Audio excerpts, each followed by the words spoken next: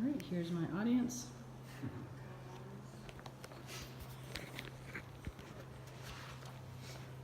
Okay.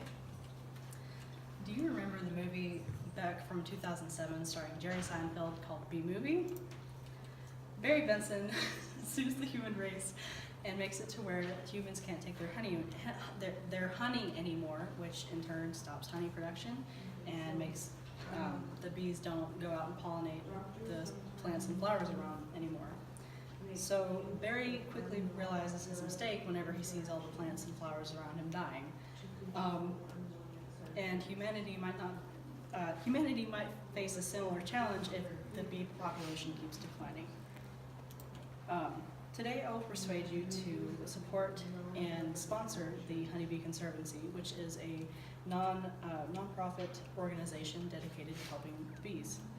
I'm credible to discuss this topic as I have done a lot of research on it and on bees and the environmental impact they have. I'll begin by discussing the needs that the Honeybee Conservancy needs, and I'll also offer a solution that will help to combat the needs. And lastly, I'll explain what will happen if we don't volunteer. So the Honeybee Conservancy supports honeybee populations. It promotes local food growth and raises awareness and educates people about the importance of bees. So what does the Honeybee Conservancy do to support the populations? According to the United States Department of Agriculture, the honeybee colonies that are managed in the U.S. dropped from 6 million in 1947 to 2.5 million today. Destructive industrial agriculture and bee-killing pesticides are big contributors to the decline of honeybee populations. The Honeybee Conservancy places sanctuaries in local gardens, urban farms, and green spaces, and those houses serve as environmental and educational resources. The sanctuaries include honeybee hives and solitary bee nesting sites. In Manhattan, New York, oh wait, okay, oh I missed a slide there.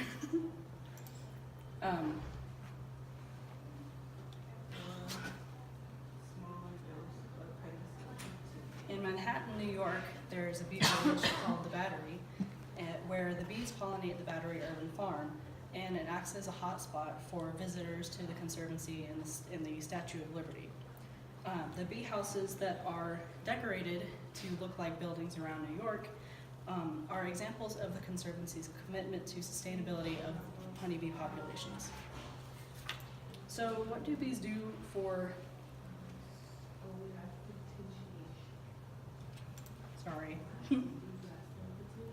So what do bees do for agriculture?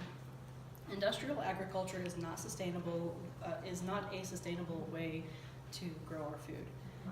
Some side effects of industrial agriculture are increasing pest and weed resistance, decreasing soil fertility, water contamination, increasing CO2 emissions, as stated by Greenpeace, which is another organization dedicated to helping bees.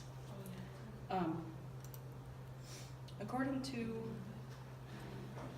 I keep jumping ahead, sorry. According to John Haltewanger, bees contribute about $15 million in crop value each year. Elizabeth Grossman stated in an article that a recent international study of 41 crop systems on 6 continents showed that healthy populations of wild bees are essential to successful crop yields, and that scientists say that relying on domesticated bees puts those crops at risk, relying only on domesticated bees. Beekeeping is essential for any local food initiative. So honeybees and solitary bees provide pollination for plants and fruits. The pollen increases fruit size and vegetable size. It speeds up maturity, and it even provides a more symmetrical fruit shape for the plants. The Honeybee Conservancy sponsor a hive houses, provide pollination to promote self-sufficiency and food security. So how does the Honeybee Conservancy spread awareness and educate people? According to the organization's website, schools across the U.S. are reshaping schoolyards by installing school gardens, pollinator patches, and wildlife habitats that include active bee houses. A bee house is basically a science class in a box. It's great for lessons in biology, environment, nutrition, and it really helps students to develop their skills in observation, cooperation, and it teaches them about science, ecology, agriculture, food sources, societal structures, and history, even history.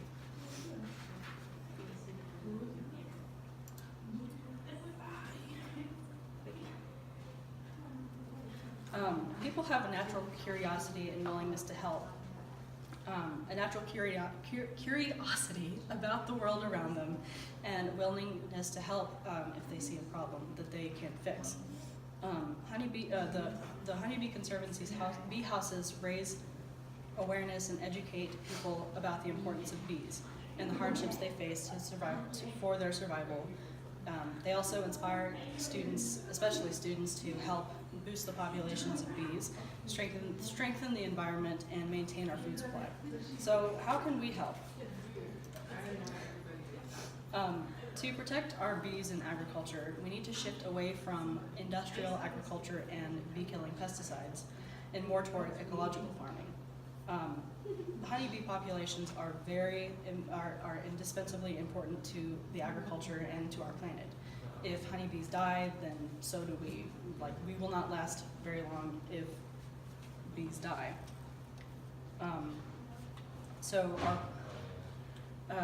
our plan of action would be first to ban all bee-harming pesticides, promote ecological farming, plant bee-friendly gardens, and educate people about the importance of bees. So what happens now? By following the steps that I just said, we will hopefully see an increase in bee populations around the world. Our agriculture will be boosted and our quality of food will be increased. And if not, bees might not be around for much longer, and as I've said before, humanity would also soon perish. In conclusion, the Honeybee Conservancy supports the bee population, promotes local food growth, educates the masses about the importance of bees.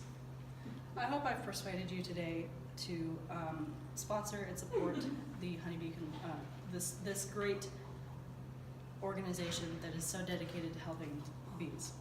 To find out more about how to do your part, you can write them at this address or visit their website at the Honeybee Organization, honeybeeconservancy.org. Thank you.